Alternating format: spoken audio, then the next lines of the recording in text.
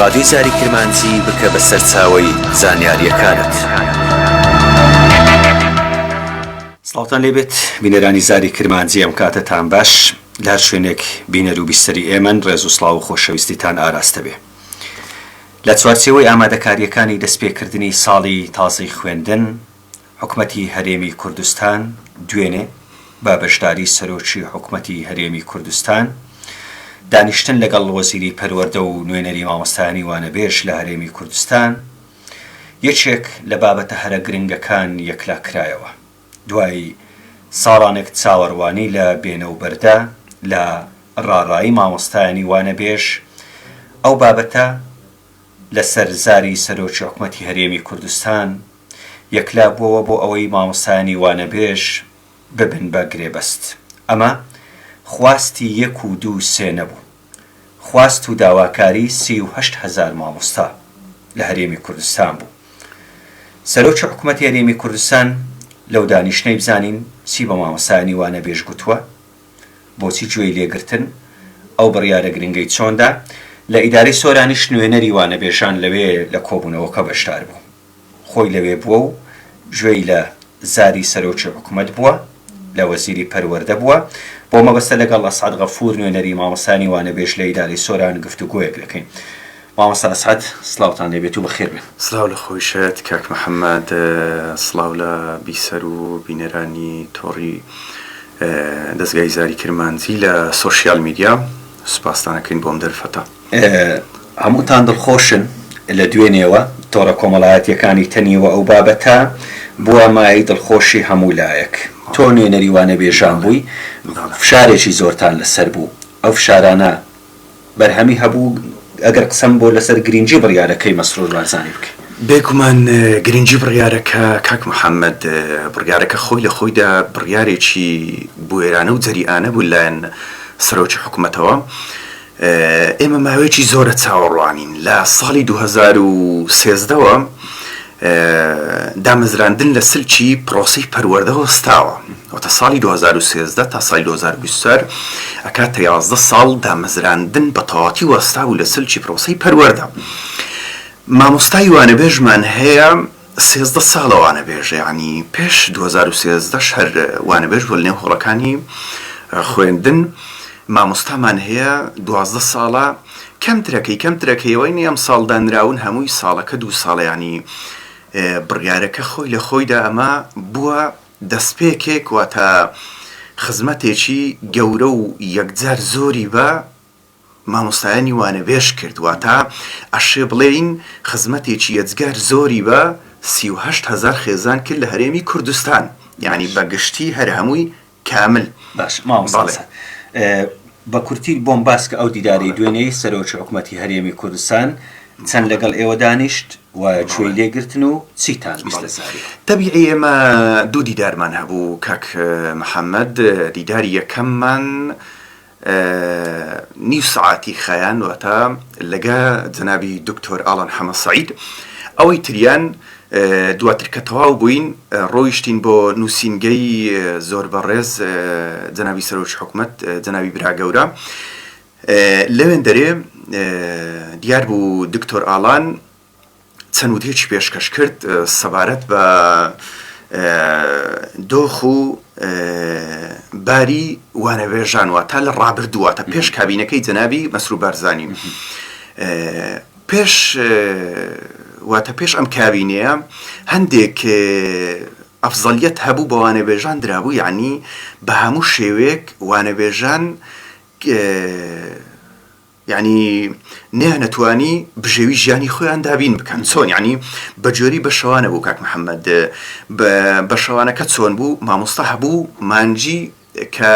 لە پەروەردەی ناوەندی سۆرانەوە چوە سەر حدود، لە پەروەردەی مێرگەسوور بە هەمان شێوە، لە پەروەردەی چۆمان بە هەمان شێوە، لە پەروەردەی ڕەواندوز بە هەمان شێوە. دیارە ئەمە قسەکانی جەنابی بەڕێز دکتۆر ئاڵان حەمە سەعید بوو. وتی هیچ خزمەتێکیان پێ ناکرا، یعنی هەبوو 20,000 وەرەگرت، هەبوو 50,000 وەرەگرت، بگرە ڕۆژانی پشوش،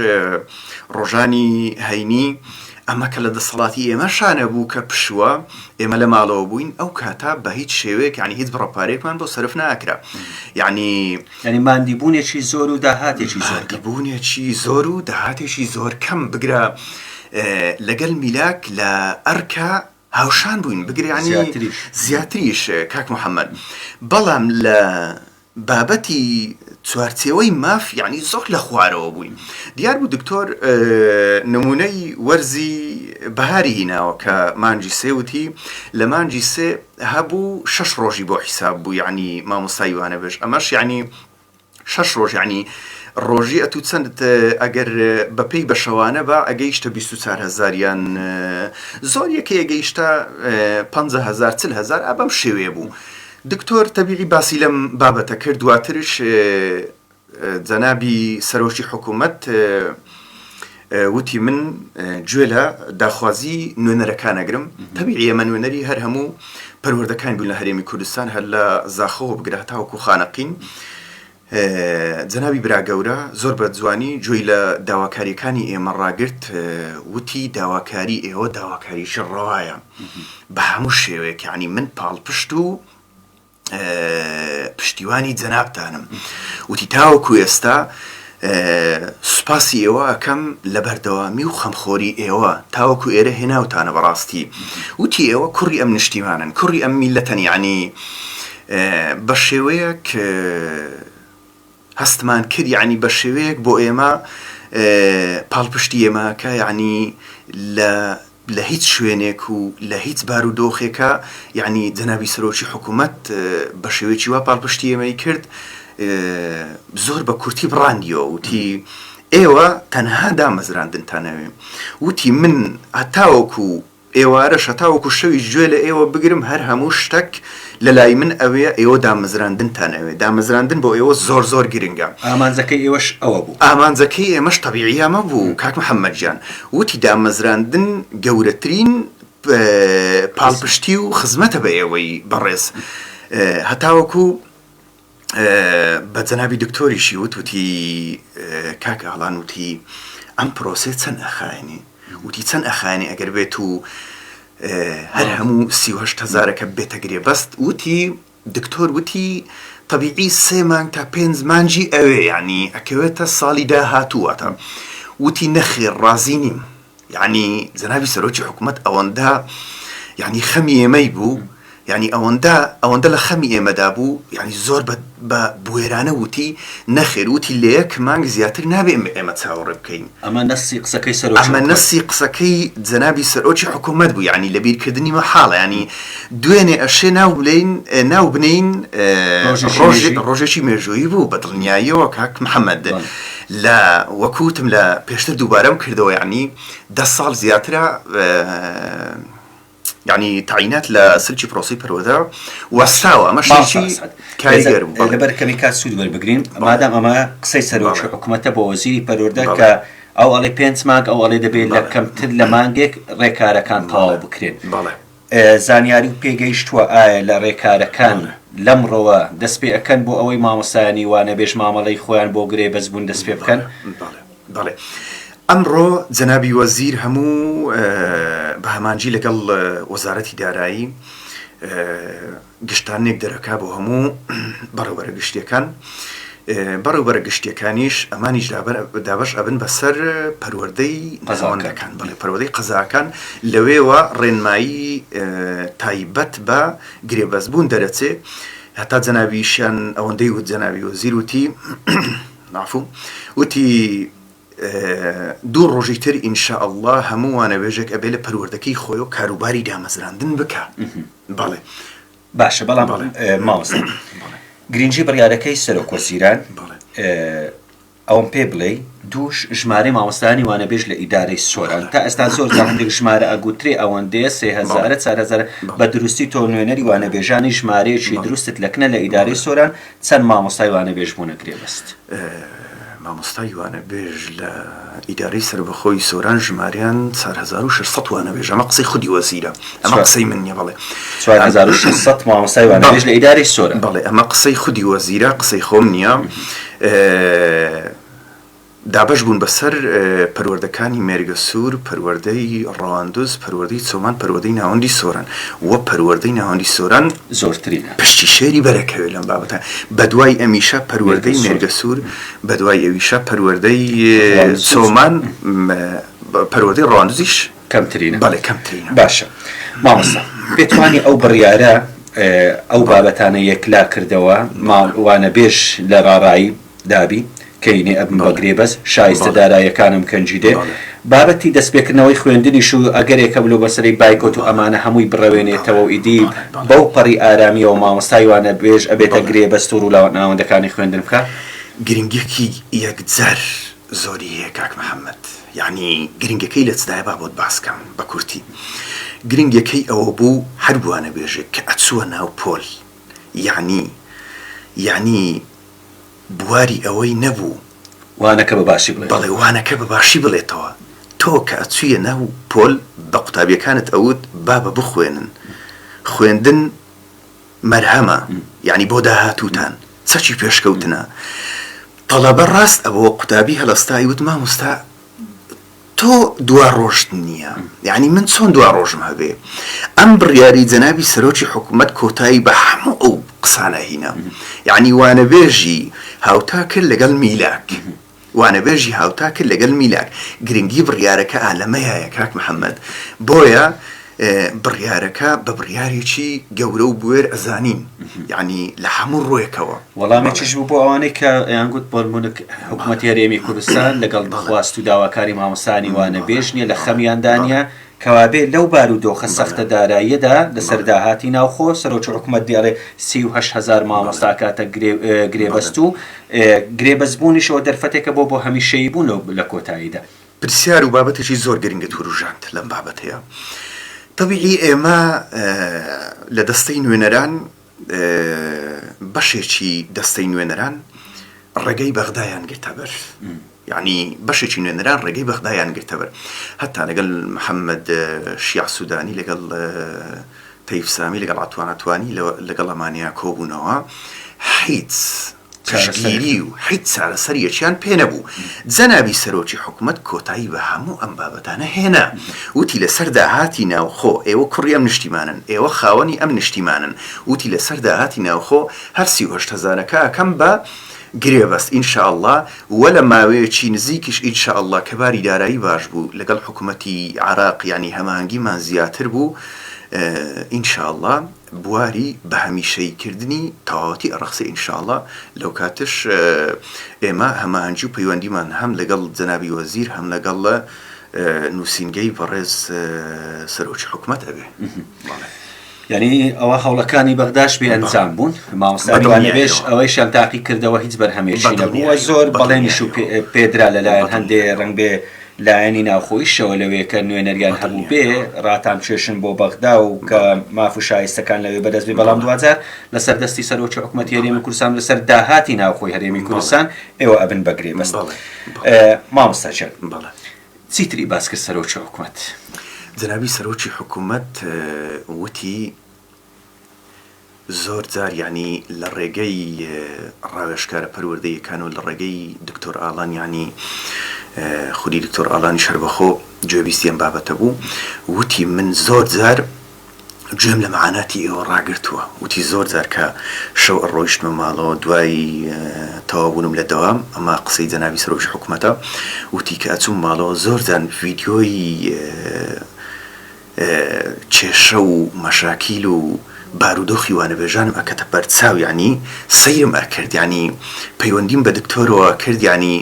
زۆر پێ متەئەسیر بووم، زۆر پێ یعنی هەستیاریم پێ هەبوو، وتی خۆشحاڵیشم کە ئێوەم لە نزیکەوە بینی، وتی ئێوە نوێنەری 38,000 مامۆستای وانەبێژن، وتی زۆر زۆر خۆشحاڵم، وتی یعنی کە جەنابی دکتۆر داوای بینینی منی کرد لەگەڵ ئێوە، وتی بەڕاستی زۆر زۆر خۆشحاڵ بووم، وتی چەندان دانیشتنی دیم هەبوو، دانیشتنەکانم هەموو ڕەفزکردنەوە لەبەر خاتری جەنابەت، ئەمە هەنگاوێکی زۆر بوێرانەیە، ئەم هەنگاوە لە خوارەوە ئێمەی گیاندا لووتکەی هەرە بەرز، یعنی دوێنێ بمبوری دوێنێ کۆمەڵێک دیداری تایبەتی ڕەت کردوتەوە تەنها بۆ ئەوەی تەنها لەبەر خاتری وانەبێژان، تەنها لەبەر خاتری وانەبێژان، یعنی کاک محەممەدیان من ئەمەوێ شتێکیش بۆ جەنابتو بۆ هەم بۆ بیسەر و بینەران لە سوۆشال میدیا ڕوون بکەمەوە یعنی حیزب هەیە حیزب لە کوردستان هەیە تاوەکو جەنابی سەرۆکی حکوومەت ئەم بابەتەشی باس کرد حیزب لە کوردستان هەیە پێی خۆش نەبوو ئەم بابەتە یەکلا بێتەوە بۆ ئەوی دەنجی ناڕازی لە شەقام کەپ نەبێ یعنی ئەمە شتێکی زۆر زۆر ینی لامان سەیر بوو بەڵام ئێمە سوپاس بۆ خۆ خۆشیان بە خەمخۆری ئێوەدا کە خۆشیان بە خەمخۆری ئێمەدا ئەنا بەڵام ئێمە سوپاس بۆ خوا ڕێگەی هیچ حیزبێکی کوردستانیمان نەگرتە بەر تەنها ڕێگەی نووسینگەی جەنابی بەڕێز براگەورەمان گرتە بەر سوپاس بۆ خوا لێرەوە سوپاس یەکەین سوپاس بۆ خوای گەورە ئەم بابەتی بۆ ئێمە یەکلایی کردەوە لە ماوەی یەک مانگ هەتا ئەوەشی درکان وتی یەک مانگ و یەک ڕۆژیش قبول ناکەم جەنابی دکتۆر بە دکتۆر ئاڵانی وتی لە ماوەی یەک مانگ ئەم بابەتە یەکلاییکە و چارەسەریکە بۆ مامۆستایانی ئەو قەڕی دڵنیاییە بۆ مامۆستایانی وانەبێژ مامۆستایانی وانەبێژ لەوە ئاگادار بن کە پاڵپشتی هەرە بەهێستان سەرۆکی حکوومەتە لەو بابەتە کە دوێنێ یەکلایی کردەوە و با وەزیری پەروەردەی گوتووە لە ماوەی مانگێک تەواوی ڕێکارەکانی بەگرێ بەزبوونتان بە کۆتا بێتن ئیدی لەو قەلەقیە ڕزگارتان بوو شایستە داراییەکان کەیدێ جۆرێک لە یەکسانیش دروست ناکە مامۆستا ئەسعەد ئەو بابەت بەدڵنیاییەوە لە تاکە شت یەکسانی دروست ناکا کاک محەممەدیان ئەمیش ئینشاءڵڵا کێشە نابێ بە مروری زەمن ئینشاءڵڵا میش سارەسەرە بێ بە هەوڵ و هیممەت و بە پشتیوان بەخوای پەروەردگار و پشتیوان بە جەنابی سەرۆکی حکوومەت ئەم بابەتە ئینشاءڵڵا یەکلایە بێتەوە تەنها لە شایستە دارایی ئەمە یەکسانینە یەکسانیەکەش هیچ پەیوەست بە بڕوانامەیە بەڵێ پەیوەست بە بڕوانامێ بۆ نمونە بڕوانامەی دیپلۆمی 2 ساڵیەکە ئەمە کەوتە چوارچێوەی 400,000 بڕوانامەی بە کالۆریۆس ئەبێتە 500,000 لەم بابەت هەیە ئەمە شتێکی ئینشاءڵڵا بە مروری بەڵام ئیدیمە یاساشە بۆ هەموو فەرمانبەرانی تری شەکری ئەوە هەبێتن بڕوانامە چەند بەرزتر بێ دی بابەتی موچەکە مافوت جیاوازیەکی هەیە ماوەساسە زۆر بە کورتی ئەو ڕێنمایانەش باسەکەم و مامۆستایانی وانەبێژ بەپێی ڕێنمایی دارایی ژمارەدەی ساڵی 2019 وەزارەتی دارایی و ئابووری هەرێم لە بڕگەی 13 کە تاوەکو ئێستا بەرکارە لە هەرێمی کوردستان کاری پێکرێ مافەکانی فەرمانبەری گرێبەست دیاری کراوە بریتین لەمانەی خوارەوە وەرگرتنی مۆڵەتی ئاسایی بۆ ماوەی 30 ڕۆژ لە ساڵێکدا وەرگرتنی مۆڵەتی نەخۆشی بۆ ماوەی 8 ڕۆژ لە ساڵێک و لە حاڵەتی پێویست بە پێراپۆرتی پزیشکی پەسەندکراو بۆ ماوەی 15 ڕۆژ لە ساڵێکدا مۆڵەتی لەدایکبوون بۆ ماوەی 21 ڕۆژ بە موچەوە مۆڵەتی دوای لەدایکبوون بۆ ماوەی 51 ڕۆژ بە موچەوە